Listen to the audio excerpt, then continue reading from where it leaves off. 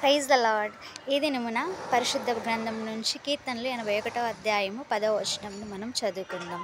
నీ నోరుని బాగుగా తెరుము, నేను దాన్ని నింపెదనని సెలవిచ్చుచున్నారు. నీవెప్పుడైతే నోరు తెరిచి దేవా అని ప్రార్థిస్తావో, దేవా అని మొరపెట్టుకుంటావో, దేవా అని అంగలార్చుతావో, అప్పుడు దేవుడైన యెహోవా నిన్ను అనేకమైన ఆశీర్వాదముల చేత, అనేకమైన ఫలాల చేత నిన్ను నింపుతాడు. కాబట్టి నువ్వు చేయాల్సిన పని ఏంటంటే, ముందుగా దేవుణ్ణి కనిపెట్టుకొని అనుదినము ప్రతి క్షణము దేవుణ్ణి ప్రార్థిస్తూ ఉండాలి.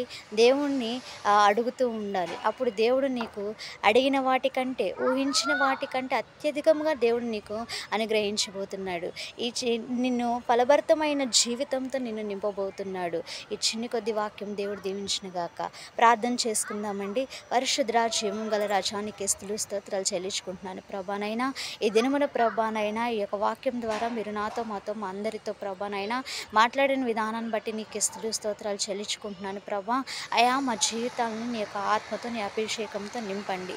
అయ్యా ప్రభానైనా మాకు కావాల్సిన ప్రతి ఒక్క అయ్యుల్ని అవసరతను వీరందరికీ దయచేయమని ప్రార్థిస్తూ ప్రభా, ఇంకానైనా వింటున్న వారి ప్రతి ఒక్క జీవితంలో అనేకమైన ఆశీర్వాదముల చేత నింపబడలాగున దీవించబడలాగున సహాయం దయచేయమని ప్రార్థిస్తూ యేసే పరిశుద్ధ నామములో ప్రార్థించి అడిగి విచ్చున్నాం తండ్రి. ఆమేన్.